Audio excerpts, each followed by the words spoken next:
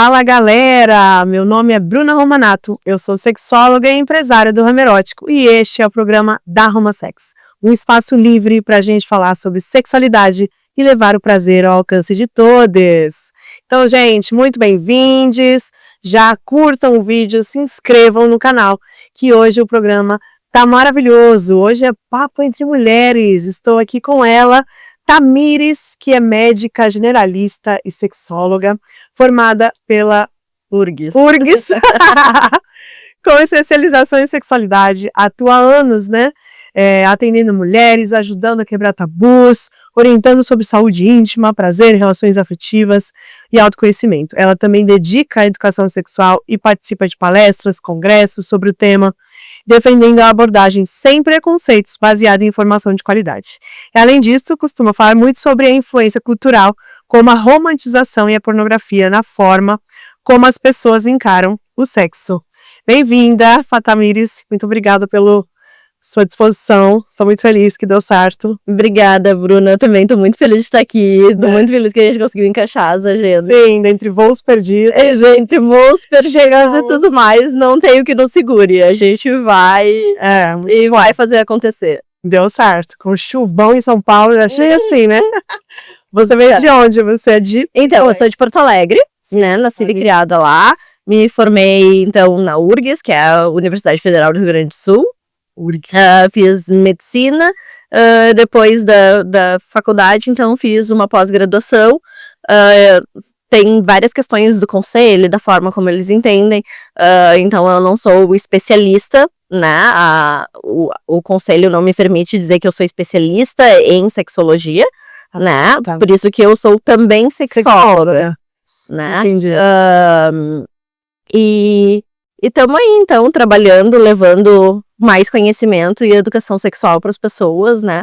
A gente tem uma população com uma educação sexual bem precária, muito baseada no pornô, né? Então, é o nosso papel aí de educador social levar essa informação. Super ainda sobre o homem, né? Os estudos muito recentes até então, né? Eu tava vendo um vídeo agora deles falando do espermatozoide, não é o mais rápido, que todo mundo ensina. Então, até isso ensinam errado. Então, é sempre a gente achando que é o homem, que é o deles. E é o óvulo que escolhe, né? Na verdade, é o óvulo que solta um líquido, um material que aí vai deixar disponível. O que for compatível é que vai conseguir entrar, não é o melhor, o mais rápido, o mais forte, né, que a gente fica sempre achando. Exato, e é o óvulo que decide. Gente, as mulheres decidem tudo. A gente tá, até isso, né? Até isso. Assim, até isso a gente aprende errado. Então, o clitóris, nunca ninguém, né, tava falando. Então, todos o Freud, era tudo sobre homens. Masculina. Saúde masculina. Tem até um livro que eu vi recentemente, o Freud falando sobre feminilidade, e é muito difícil. Ele fica isso. Então, você fala assim, não consegue, né?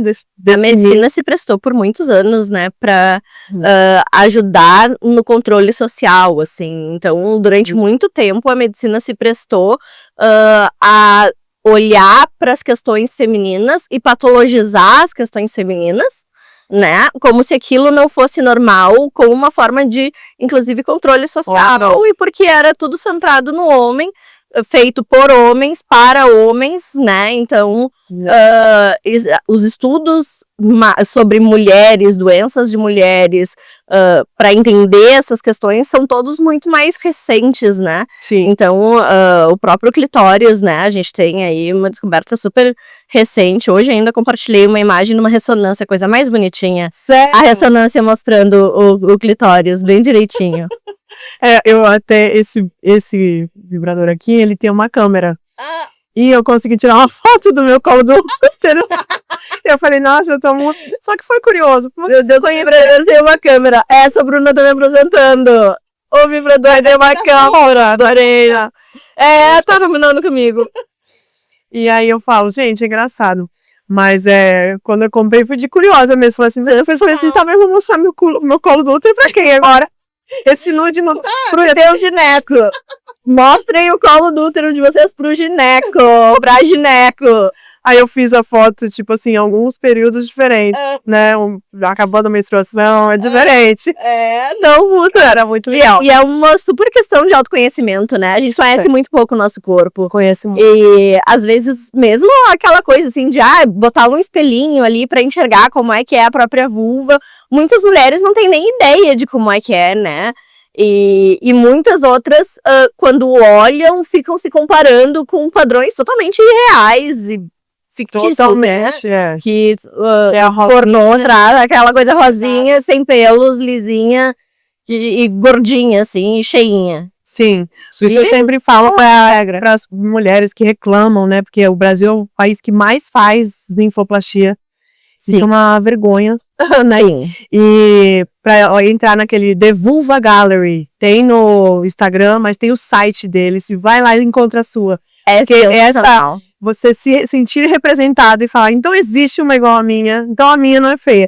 Então, sei lá, tem algumas coisas. Já vi mulheres que iam fazer e depois de ficar caçando nesse site, Bruna, não sei direito, pensei, porque é isso, assim.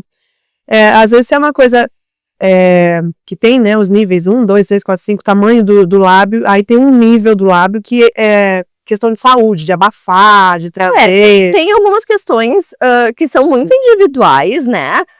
De gerar desconforto, de fato, para a mulher, de aquilo ser um problema orgânico mais do que estético, né? Mas nessa questão da linfoplastia tem muita, para quem não entende, linfoplastia é a cirurgia que mexe no tamanho dos lábios, né? E tem uma série de complicações bem significativas, assim. De sensibilidade. Tava no congresso agora, inclusive, estavam falando sobre isso. E sobre as altas taxas de complicação que tem nessas cirurgias e tudo mais. Então, assim, e com base em que padrão, né? Com base em que padrão tu diz o que é bonito e o que não é. Isso, né? Também tem. Porque, assim, o teu padrão é tu mesma.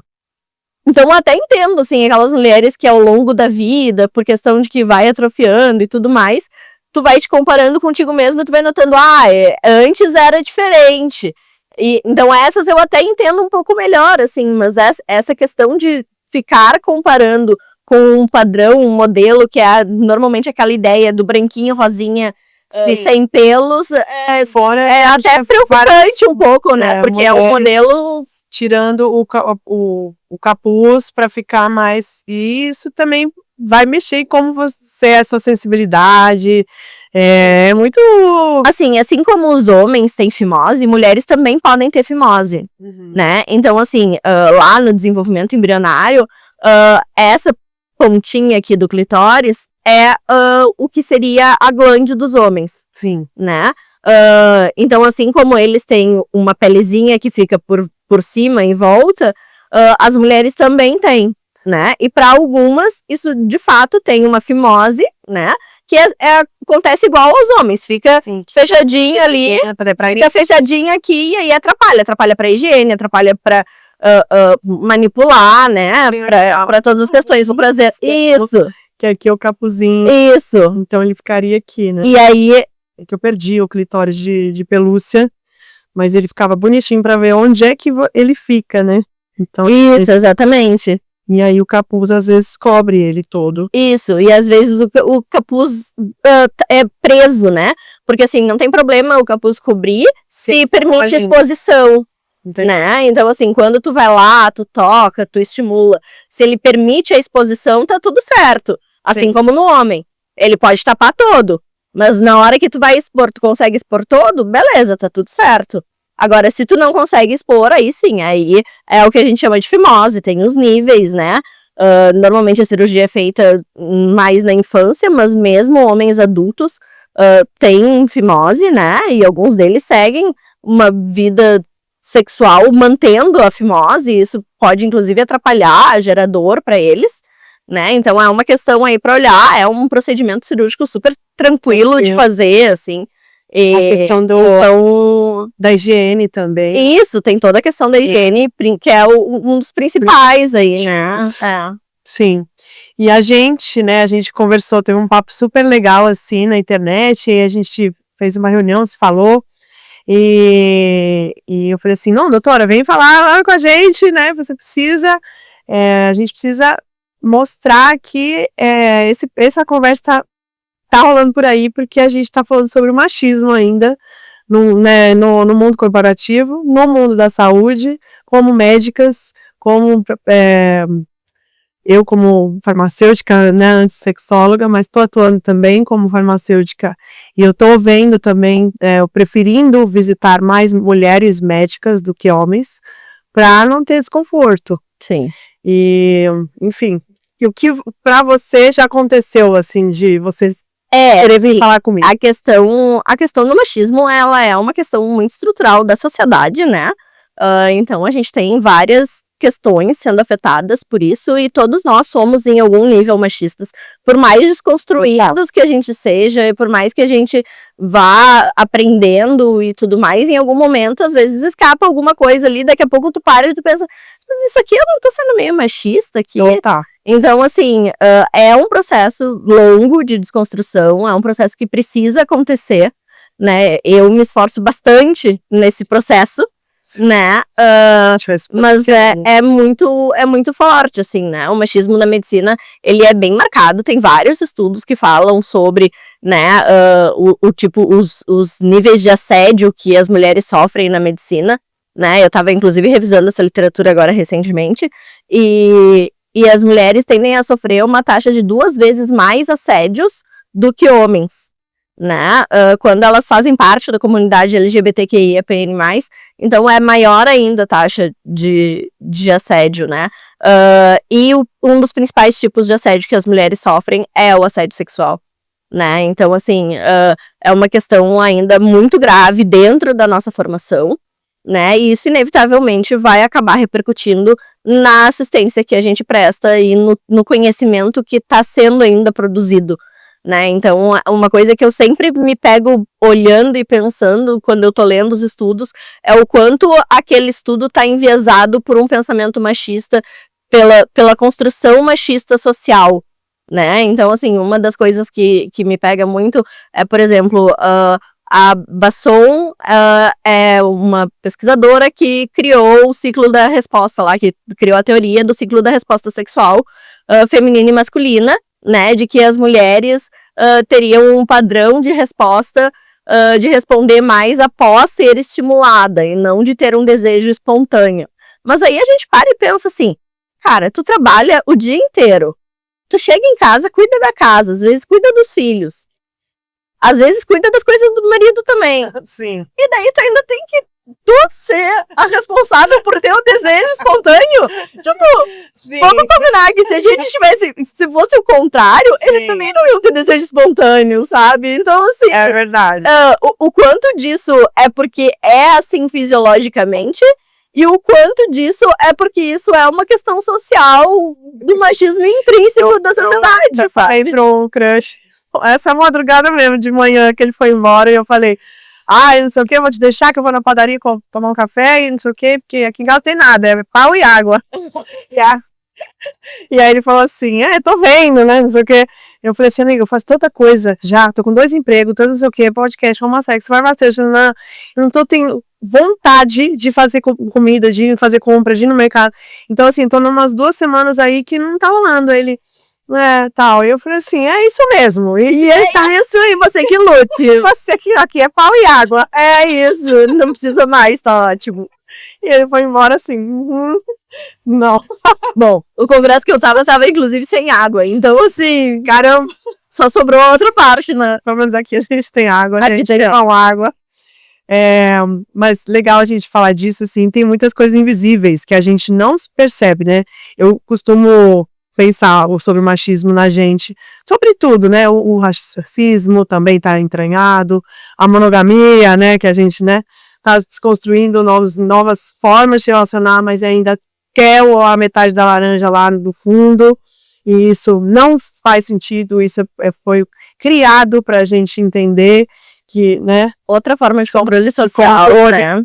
E aí, por exemplo, sei lá, eu dirijo desde criancinha, assim, meu pai colocava almofada no pedal pra gente poder alcançar, eu e minha irmã. Então eu dirijo bem, né, na minha cabeça, no meu padrão pra mim. Então se eu vejo uma pessoa dirigindo mal, eu quero ver se é mulher ou homem. Isso é machismo. Isso puro. Puro. Então, por que eu me considero que eu sou mulher e dirijo bem e quero ver se é mulher ou não? Entendeu? Enfiaram na minha cabeça que a mulher dirige mal. Sabe que uma das coisas que eu fico me podando pra cuidar, pra falar e tentar tirar o meu machismo, é na hora de falar sobre outro profissional médico. Porque a tendência é sempre o médico. Inclusive agora aqui quando eu falei, o teu ginecologista. Não, porque já é a gente já tem dados de que as mulheres são mais da metade dos médicos que existem no Brasil hoje. Caraca. Por que a gente ainda se refere a médico como sendo uma profissão masculina? Sim. Né? Então, e é o que vem no imaginário popular, o que vem na mente das pessoas. Bem pensado.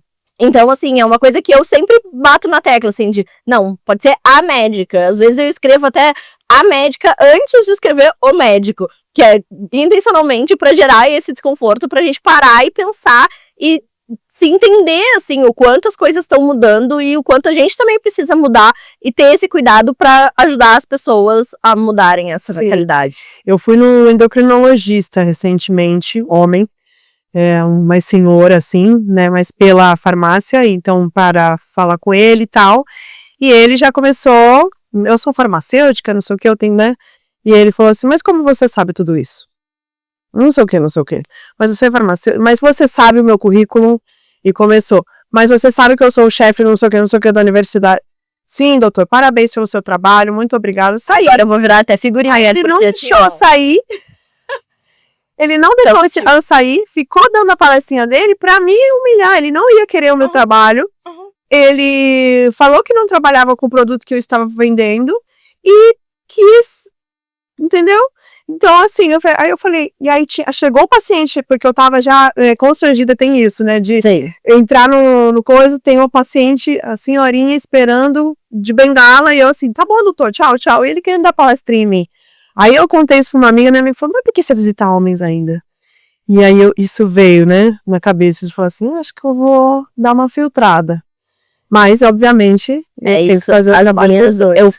Isso é uma coisa que eu venho tentando fazer, assim, é as minhas recomendações de outros profissionais, encontrar mulheres competentes para recomendar, para que as minhas recomendações sejam majoritariamente de mulheres médicas.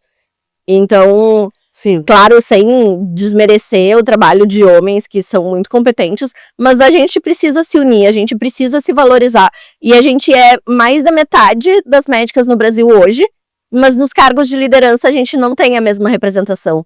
Por que isso ainda acontece? Porque a gente não é unida, né? E acho que isso é uma coisa que acontece na sociedade como um todo, né? Ainda tem muito forte aquela coisa de mulheres serem rivais e não de mulheres serem unidas e amigas, e da questão da sororidade, né? De a gente se aproximar simplesmente porque a gente é mulher, né? E isso já fazer com que a gente tenha um vínculo, porque a gente tem, né? A gente tem vivências parecidas, independente de onde a gente mora, de onde a gente vive, de onde a gente cresceu, a profissão que a gente tem, a gente vai ter vivências e experiências muito parecidas em muitas questões. Com certeza.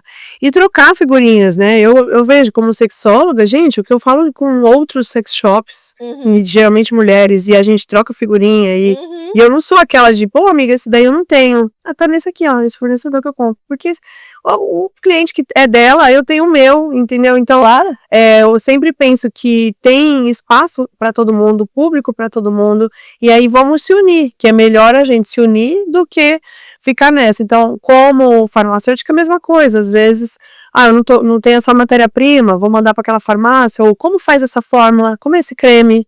Sempre passei a informação. E eu acho que é isso que é você ser uma boa profissional, você passar a informação, compartilhar a informação que só você sabe. É isso, é permitir a educação dos outros também, né? É continuar mantendo a cadeia e estimulando que todo mundo aprenda junto e cresça junto, né? Sim. Mas, infelizmente, ainda a rivalidade feminina é muito alimentada, né? Muito. E às vezes eu me pego pensando alguma coisa sobre outra mulher, assim, e aí eu vejo que eu tô pensando que aquilo é puro machismo. E aí eu volto atrás, fico, assim, meio braba comigo mesmo, assim, de... poxa, Tamires, não precisava ter pensado assim. Mas faz parte, pelo menos fiquei quieta, né?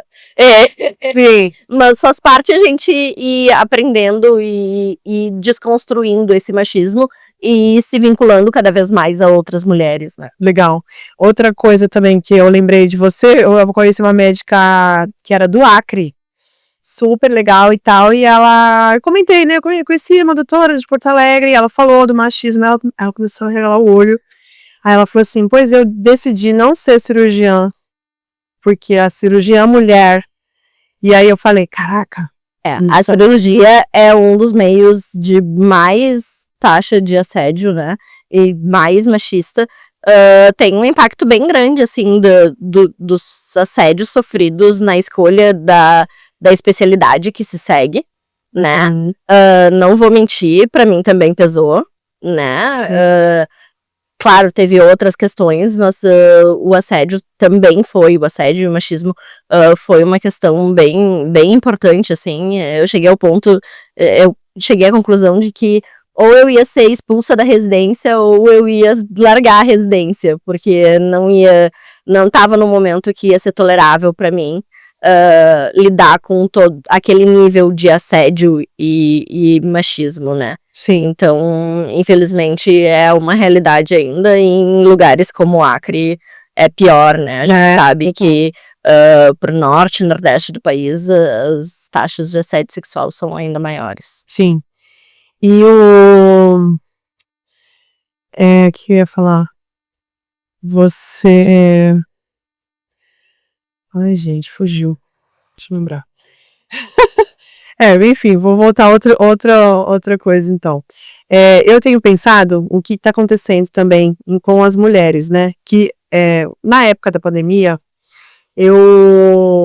teve um boom de pessoas, de mulheres, querendo aprender, querendo vibrador. Então foi a época que eu virei sexóloga também.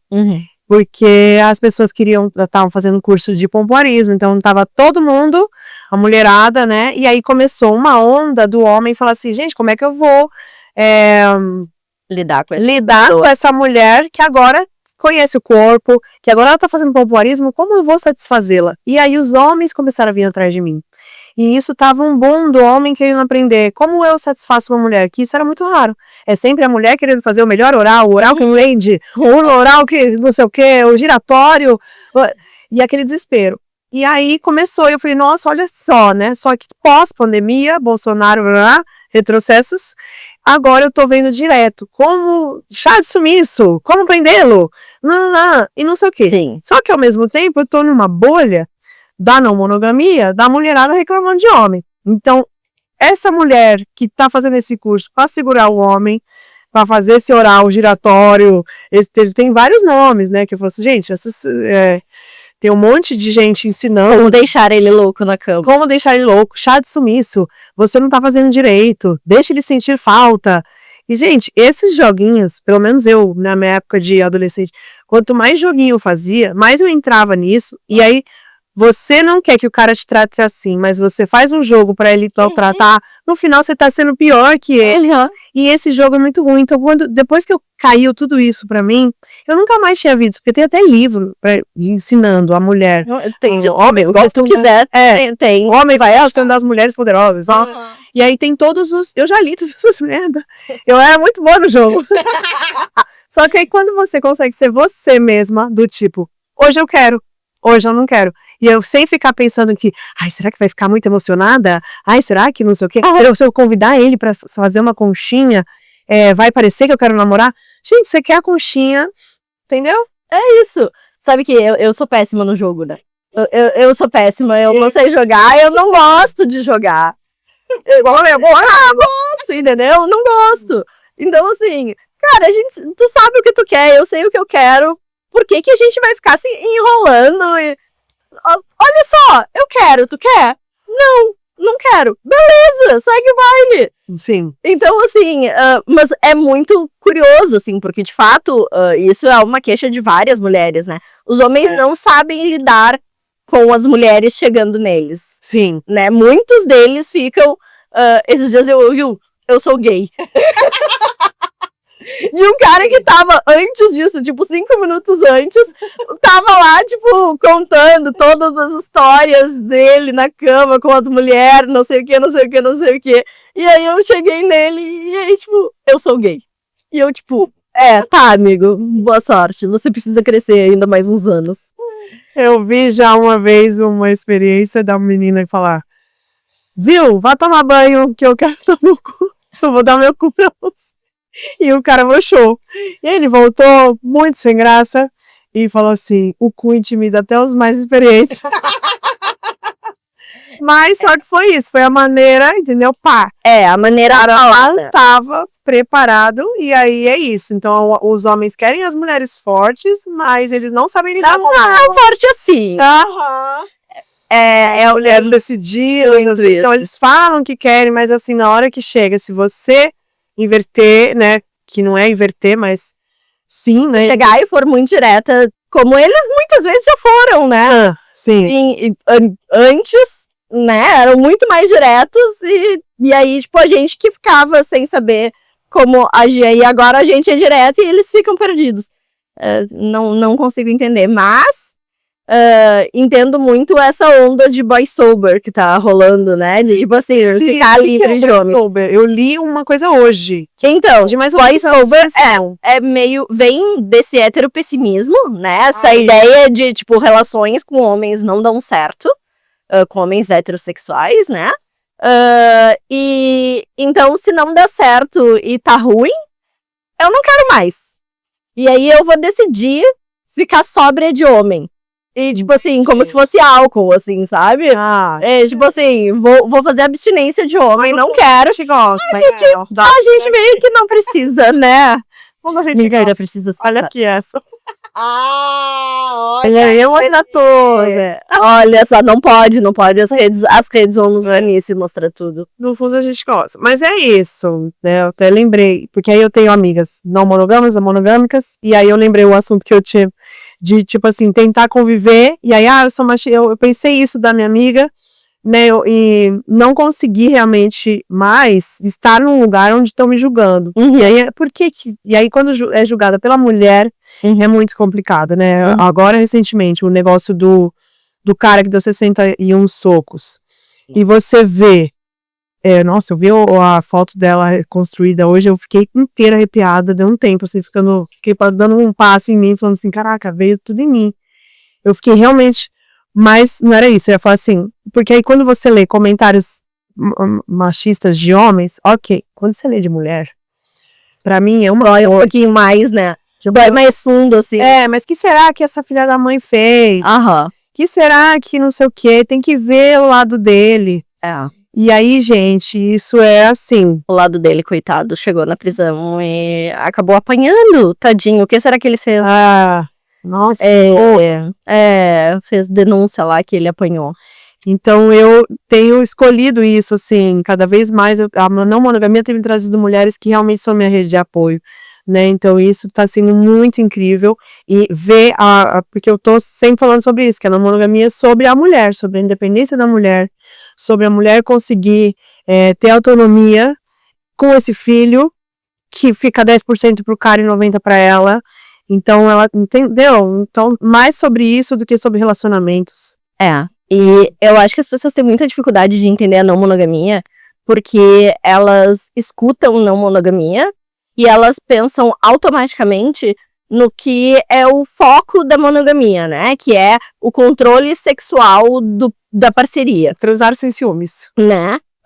E quando a gente tá falando em não monogamia, a gente tá falando de uma coisa muito maior do que transar com várias pessoas, inclusive pode não transar com várias pessoas. Isso. Pode ter uma relação não monogâmica em que tu só transa com aquela pessoa ali. Mas isso é uma escolha, isso não é uma imposição, né? Isso não é a regra para aquele relacionamento continuar de pé, né? Sim. Então, assim, ainda estava conversando com uma pessoa casada há muitos anos, que ama o parceiro, tem muito tesão no parceiro, mas foi o único homem da vida dela, assim, e, tipo, tem curiosidade de conhecer outras pessoas.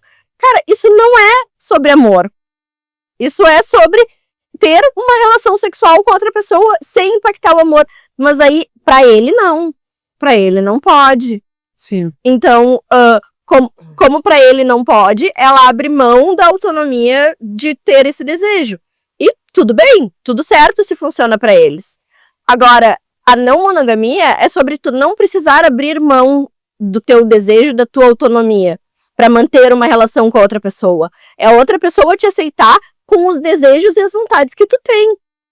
E isso é muito maior do que só um desejo sexual, uma relação sexual, né? Sim. Isso é sobre escolhas de vida como um todo. Eu posso escolher ter uma relação e estar casada, inclusive, e morar em casas separadas. E manter a minha individualidade, manter a minha autonomia. E isso é o que a não monogamia fala, né? É sobre tu manter a tua individualidade, porque quando duas pessoas se tornam uma, obrigatoriamente uma delas desapareceu. Sim. Eu li um post essa semana ou semana passada da página Compersão, que eu adoro.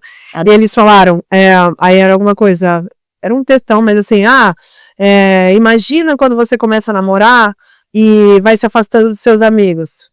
E aí, não fala mais, agora troca os amigos por amantes.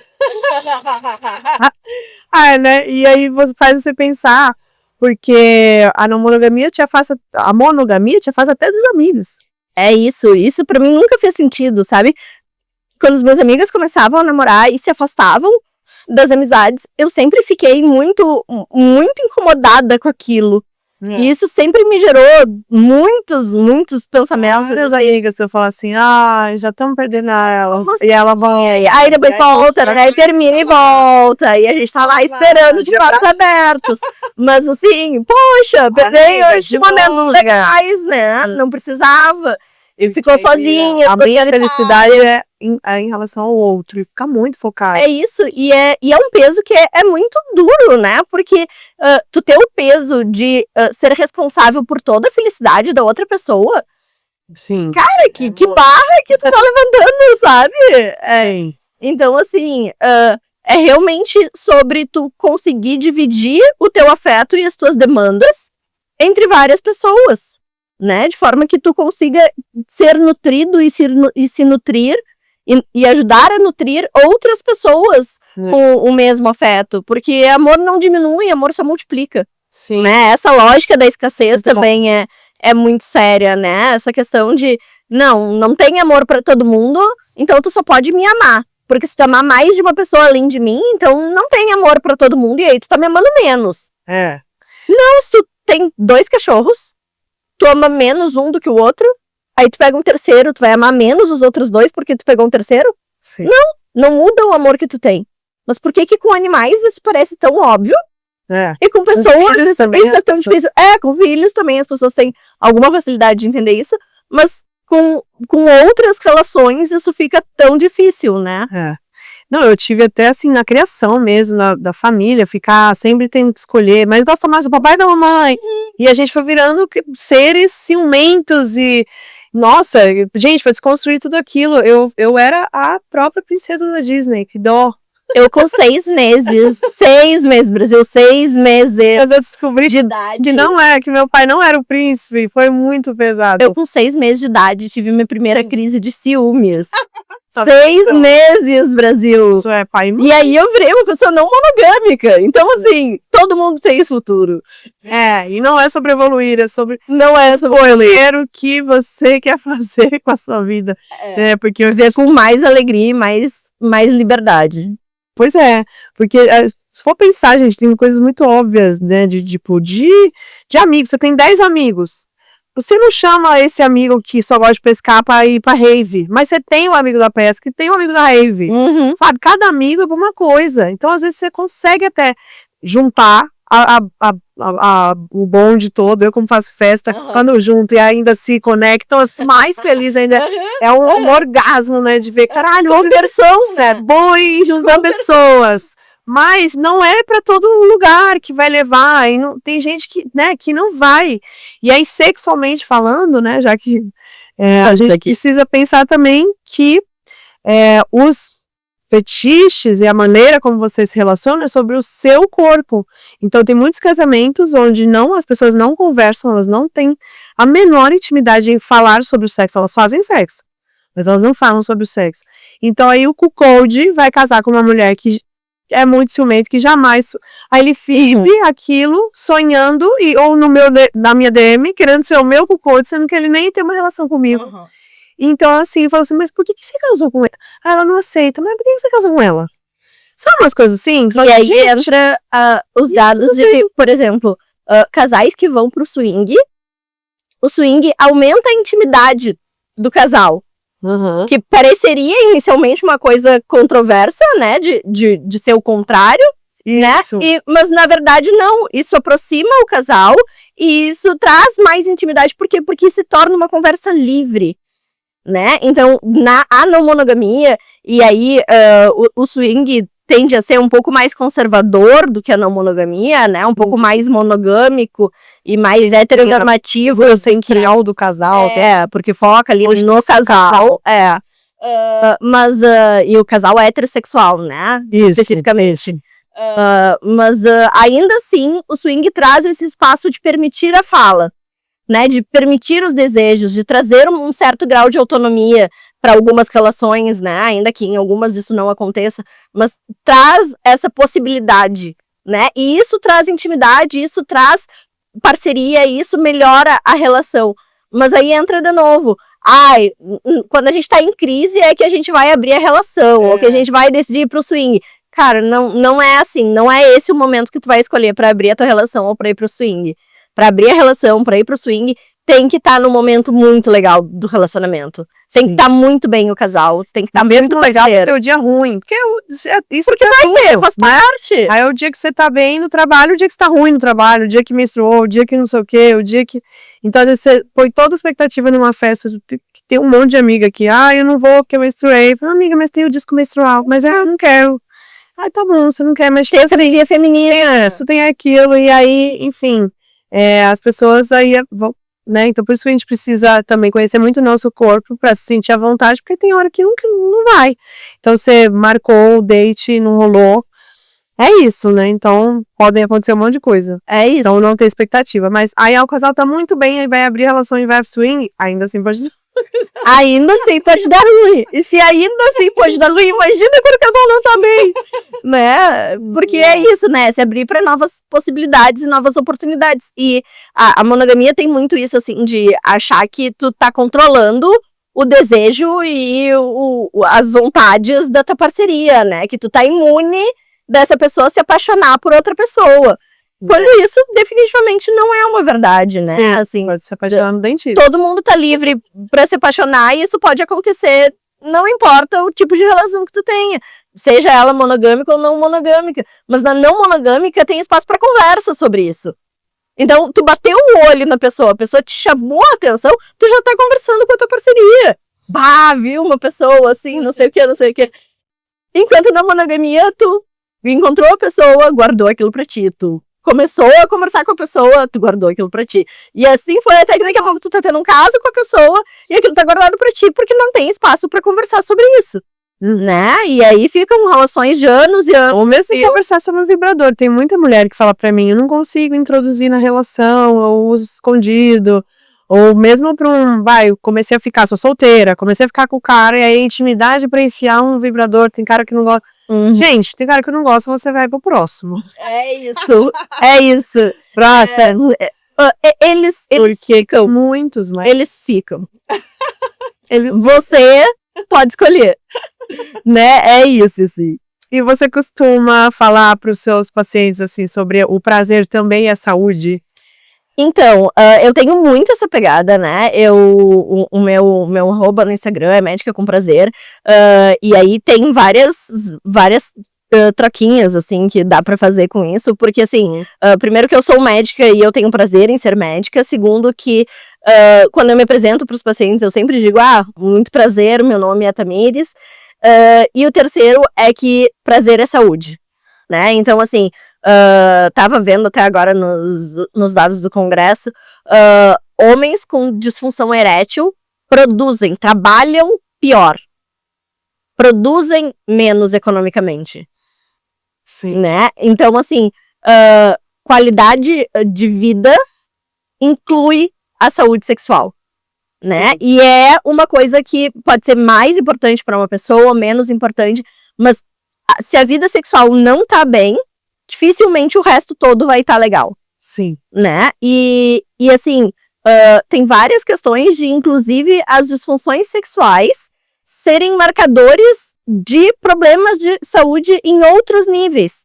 Então, a disfunção sexual ser um marcador de diabetes, de pressão alta, de problema cardíaco. Sim. E de as pessoas não enxergarem isso, não olharem isso com essa visão. E às vezes é um marcador precoce que nos ajuda a olhar para isso em uma maneira bem inicial, quando dá tempo de tratar, de reverter, de controlar sintomas. Sim. E as pessoas não olham para isso porque não entendem o prazer como parte da saúde física e mental, né? Então, essa é uma batida que eu bato muito nessa tecla, assim, sim, de que a gente precisa olhar para a qualidade de vida, e olhar para a qualidade de vida é olhar para a qualidade de vida sexual também, né? Então, se preocupar com as disfunções sexuais, se preocupar com o que não tá rolando legal na cama, é também uma forma de se preocupar com outros aspectos da saúde, porque isso pode ser um marcador de outras questões de saúde. Sim. Fora que o orgasmo também traz muitos benefícios, né? Vitaminas, a pele boa, né? Tem uma pessoa que eu atendi que descobriu a diabetes pela disfunção erétil. Que tava muito doce. Muito doce. Que deu formiga de manhã. Um negócio assim que ele... Meu Deus. Doce aqui, não sei o que. Foi ver, Deus. Eu falei, nossa, isso foi muito safo, porque... foi longe. Esse acompanhou longe. Mas tem várias questões, assim, inclusive a própria mulher, né, a disfunção. Imagina, isso aqui é um clitóris aumentado, né? O clitóris, ele é bem menor do que isso. Isso. Então, o vasinho sanguíneo que leva sangue para essa estrutura é bem pequenininho, sim, né? E ele é um bom marcador para a gente pensar em doença vascular. Então, em problema vascular que depois, quando progredir, isso vai levar a problema cardíaco, isso pode levar a AVC, isso pode levar a problema de lesão nas pernas, né? Então, assim, e tudo isso pode começar com uma disfunção de prazer, que a gente não olha e a gente não dá atenção, não considera que aquilo merece atenção de um profissional especializado e com formação específica para aquilo, né? Isso é um outro ponto que eu bato muito na tecla também, que é a formação dos profissionais, né? De procurar um profissional que tem formação na área, né? Para conversar sobre essas coisas, porque... palpite é fácil de todo mundo sair dando, né? Opinião é fácil tu sair dando. Agora, o que tem de fato dado científico comprovando isso, né? O que tem base pra gente falar sobre isso e pra não ficar alimentando mito, estigma e tabu na cabeça das pessoas, né? Porque exatamente por isso, né, quando eu comecei como sexóloga, o Homosex, eu via que as pessoas não queriam só comprar o vibrador, que eu comecei vendendo. Elas queriam informação. Então, eu fui fazer um curso ali, sex coach, sex isso, sex aquilo. Aí, cheguei no sexólogo. Porque eu via que a informação, quando se trata de saúde, você tem muita responsabilidade. Não é falar sobre o melhor oral. É falar sobre a saúde da pessoa. E a queixa sexual, ela é muito grave. Ela tem que ser ouvida, primeiramente. Então, eu vejo que os homens, eles me procuram muito, mas eles não têm coragem, às vezes, né? E eu, algumas vezes, escolhi também não atender o homem que tá metendo louco, sabe? Tipo assim, ele é meu paciente 2, 3 vezes, na quarta sessão ele tá dando eczema. E aí, isso também é muito chato. Muito ruim, né? Então, eu fazia antes presencial, eu tinha um consultório que eu alugava quando tinha a pessoa que queria presencial, mas geralmente era online. Aí, quando era homem, eu decidi fazer só online, mas sabe... E aí você atende mais mulheres, mais homens? Como que é essa demanda? Então, eu tenho um público variado, né? Porque o homem sai correndo, parece, quando ele... Então, esse é o grande problema, né? O homem, ele tende a procurar quando tem a disfunção erétil, né? Mas, assim, o homem, em geral, demora muito pra ir cuidar da própria saúde, né? Então, normalmente, quando ele vai empurrado por alguma mulher. Entendi. Né? E é muito comum eles chegarem no Ou ele consultório quer- com a parceira que conta toda a história. É, É a parceira que sabe todos os sintomas, ele olha pra ela e diz, conta aí, fala aí por que a gente tá aqui. E aí tu olha assim, tipo, um homem de 40 anos, fala comigo como fakes, morrem de medo de eu gravar uma consulta e eu falo, gente, eu sou uma profissional, a gente vai fazer pelo Meet, não vai... Não, mas eu não tenho... Aí tem que ser ao vivo, tem que ser... Porque medo da gravação. Então, o desespero, que eu falo assim, não, então você não tá muito bem... Não tá pronto pra isso. E aí eu desisto. É isso. Então, assim, pra mulher, a mulher ela já tá buscando, a mulher já faz um dossiê sobre... A gente é muito mais educada ao longo da vida, né? De procurar. Então, ela faz um dossiê com as amigas, com a psicóloga, no centro espírita, ela já jogou Umbanda, ela já jogou búzios, ela fez tarô, ela já tem tudo pra terminar. E o cara, ele nem pensou ainda. A última que eu ajudei a terminar, eu disse pra ela, faz um caderninho e vai anotando as coisas que vão te incomodando nele. Um tempo depois a gente sentou pra conversar, ela olhou pra mim e disse, tá me dando aquele caderno? Tá com 33 páginas. Eu só olhei pra ela assim, disse, tu já tem a tua resposta, né? Não preciso te dizer mais nada, né? Esperar acabar o caderno. Então, assim, terminou. Tá ótima, maravilhosa, sem um encosto. E é muito legal, assim, quando a gente vê as pessoas que começam a conversar com a gente por uma questão que elas não conseguem enxergar claramente qual é a questão, e aí tu consegue ajudar elas a esclarecer aquilo e encontrar o caminho, assim, pra conseguir sair daquilo, assim. É sempre muito prazeroso pra mim quando eu consigo ajudar as pessoas. E em relação à pornografia e educação sexual, assim, você... Então, tem muitas pessoas... Tava no congresso, e eles estavam falando que, inclusive, durante a pandemia, teve um aumento, né, da procura de mulheres por pornografia. Hoje em dia, as mulheres já representam mais de 30% das pessoas que acessam sites como sites maiores de pornografia, né? A gente não tá sendo patrocinada pra falar deles, né? Mandei mais, esses 18 mais aí. Então, tem uma procura muito grande, e parte dessa procura é para buscando educação, né? Inclusive, essa é uma coisa que eu, infelizmente, ainda não achei a plataforma certa para isso, mas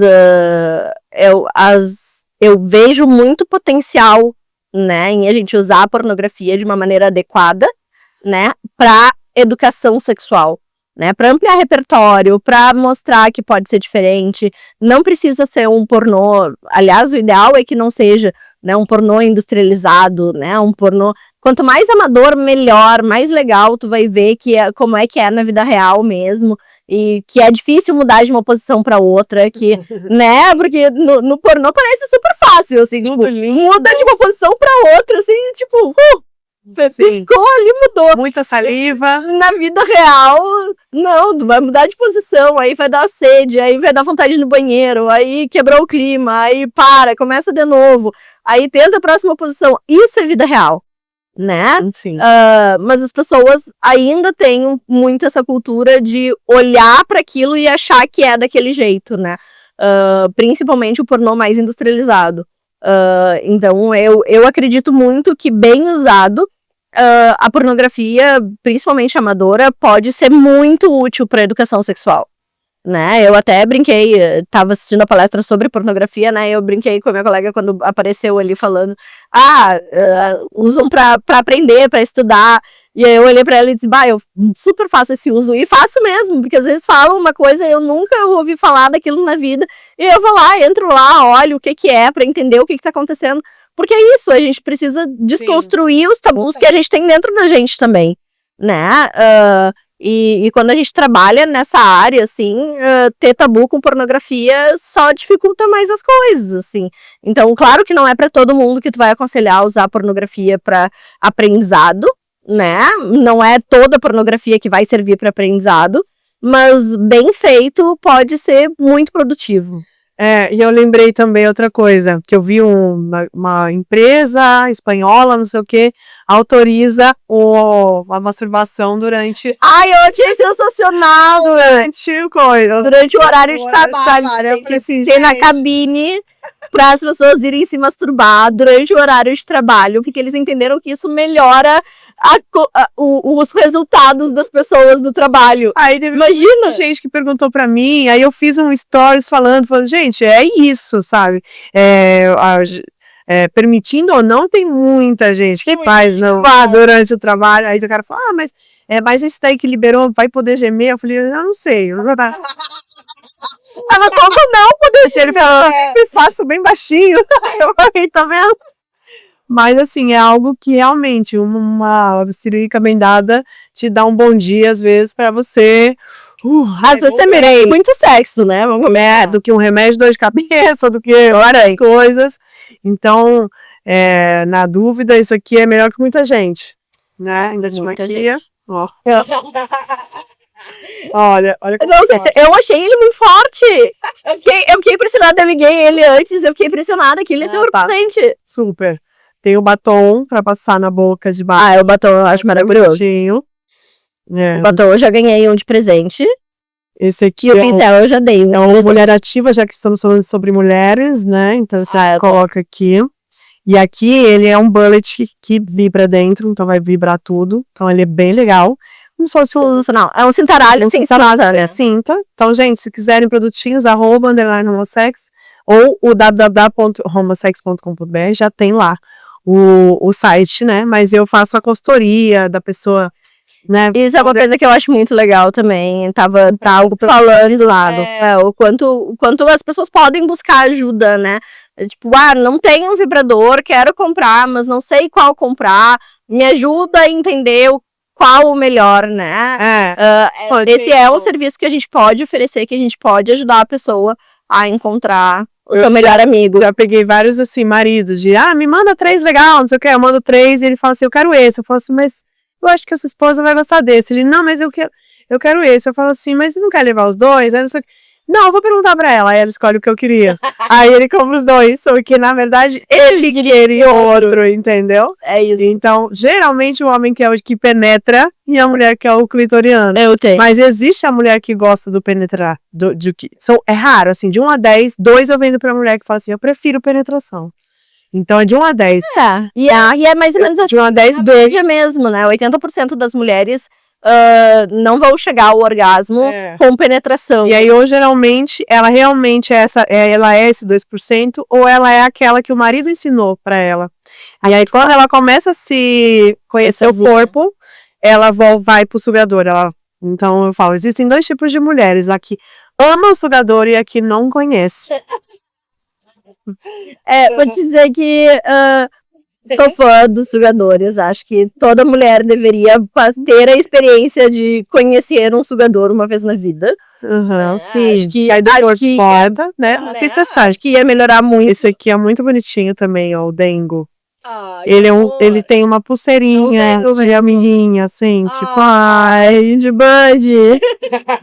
Então, assim, primeiro, né, você dá pra sua filha. Eu falei, hoje em dia, a mãe comprou o vibrador pra filha, hein? Já fiz. Né? Já tá um pouquinho melhor. Mas, olha só. Gente, sério, é muito forte, olha só.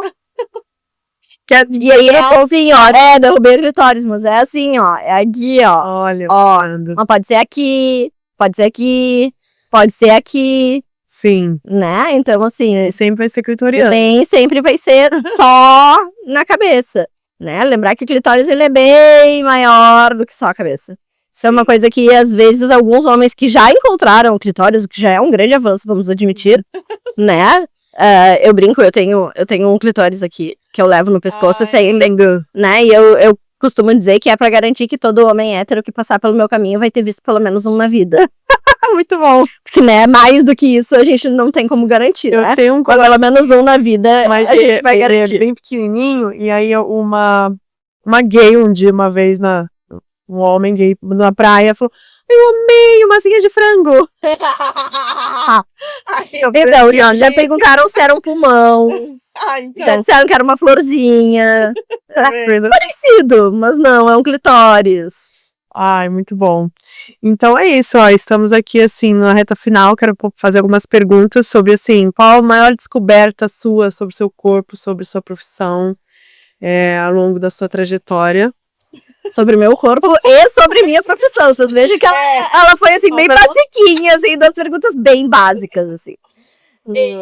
Eu acho que sobre o meu corpo foi entender o tamanho da potência dele.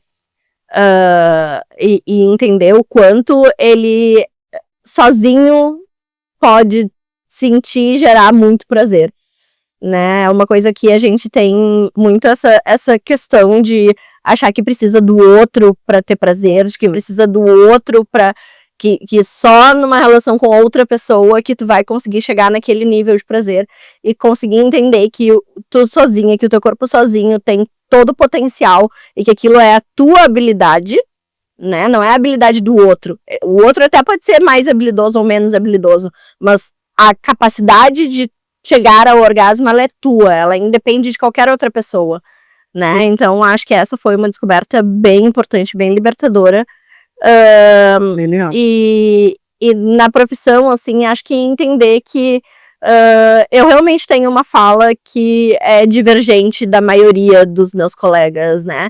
E aceitar que sim, eu ocupo esse espaço e esse é um espaço que eu quero ocupar, né? Porque por muito tempo eu fiquei me sentindo culpada por ter uma fala que diverge muito do comportamento mais conservador que a maior parte dos meus colegas tem, né?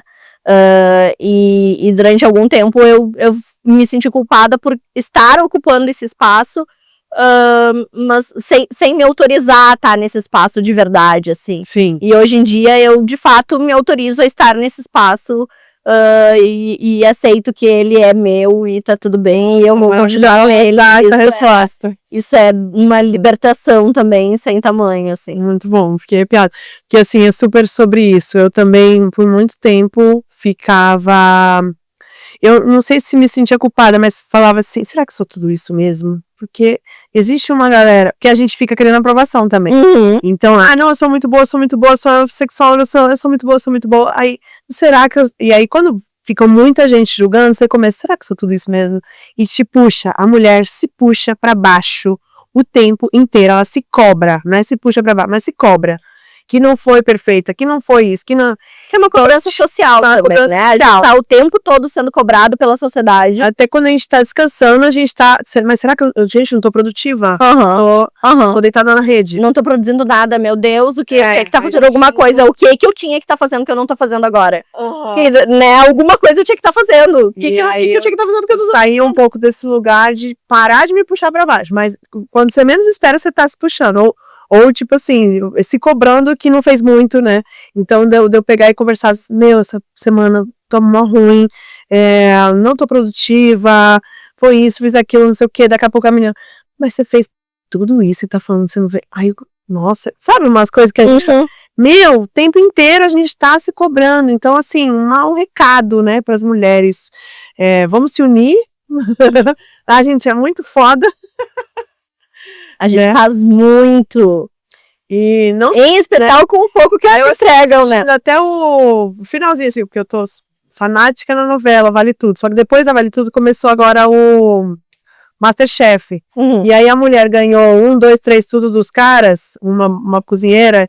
E aí na hora que ela chora, ela fala assim, mas eu sou tudo isso mesmo. Nossa, ela falou assim, eu ficava pensando, ela falou assim, passar essa fase foi uma aprovação pra mim, porque eu às vezes não sinto que eu sou tudo isso, que eu cozinho nesse nível que eu cozinho. Então, sabe? E quanta mulher foda tá aí fora, nesse lugar, sendo colocada pra baixo por si e pela parceria, que quanto parceiro a gente vê por aí botando, e aí bem heteronormativo mesmo, porque é muito mais frequente, né? Nas relações entre homem e mulher, o cara ficar puxando a mulher pra baixo porque não quer ver ela subindo, né? Porque incomoda, porque é desconfortável, que ganha mais, que ganha mais, é super difícil de eles darem conta. E então, o quanto tem aí de mulher que é muito foda e que não consegue enxergar isso, né? Às vezes dá vontade de fazer assim, pega os meus olhos aqui, te enxerga com os meus olhos, por favor, sabe? É muito foda. Mas fiquei muito feliz dessa conexão, da gente ter se conhecido. Acho que a gente pode fazer projetos novos. Qual a sua ideia para as mulheres? Qual o seu recado hoje, né? Meu sonho. O meu sonho é destruir o patriarcado, né? Esse é o meu sonho de vida, assim, basiquinho, assim, né? Nada demais. E que todo mundo fosse não monogâmico, assim. Umas coisinhas basiquinhas, fáceis. Sim. Mas acho que sim, acho que tem bastante coisa pra gente trabalhar juntas e fazer acontecer e trazer mais educação sexual pras pessoas e pensar em outras. Eu tenho meu lubrificante que tá aí, tá em paradinho, mas ele é uma fórmula muito boa, que a farmacêutica... Eu dei uma dica pra ela, mas a gente vai deixar em off de PPD. Enfim, então tem muitas coisas aí pra gente falar. Então, muito feliz que a gente conseguiu se ver, né? Muito feliz que deu certo, foi ótimo a nossa conversa. Do congresso, que eu não podia ir. Te passo depois dos slides. Isso aí passa pra galera o seu Instagram, como as pessoas te acham. Então, no Instagram eu sou Médica com Prazer. Lá tu acha um acesso ao meu WhatsApp se quiser marcar uma consulta. Trabalho, então, com consultas maiores, consultas menores, valores mais acessíveis, valores um pouco maiores, presencial, online, tem para todos os gostos, para todas, todes, todos. E é isso aí, a gente olhar para saúde sexual, entendendo que faz parte da nossa qualidade de vida e se permitir olhar para isso, né? Em consultas normais, só 14% das pessoas consegue trazer uma queixa sexual sem ser perguntada. Isso aumenta para 80% quando tem uma pergunta ativa. Né? Então, assim, é realmente um dado bem, bem importante, assim, precisa falar sobre isso, né? E então estamos aqui falando sobre isso. Muito bom, obrigada. Gente, então assistam, curtam o vídeo, se inscrevam no canal, compartilhem muito com a família, com quem você acha que precisa assistir esse programa, com as suas amigas, né? Tem um grupo aí, Monas Não Mono, são as mulheres não monogâmicas. Adoro. Que estão sempre aí, uma apoiando a outra. Um trabalho lindo, que eu vejo de tipo, eu tô doente, quer que eu vá ir limpar sua casa? Isso, gente. É sensacional. É uma coisa assim, uma rede que está se formando, maravilhosa. Então é isso, mandem para as mulheres, para quem você acha, acompanhe os próximos episódios. A gente está numa nova temporada aqui no Camucá, é o estúdio novo da Romasex, a casinha nova, então estou muito feliz, esse é o estúdio maravilhoso no centro de São Paulo, e todas as informações, se você quiser ter o seu podcast, gravar o seu vídeo, fazer algum conteúdo, na descrição do vídeo vai ter também. E nos manda mais ideias de outros papos que vocês querem ouvir a gente conversando. É isso. Que a gente vai estar aqui falando, porque medo de falar a gente não tem. É isso, muito bom. Obrigada, doutora. Obrigada. Valeu a você. Tchau.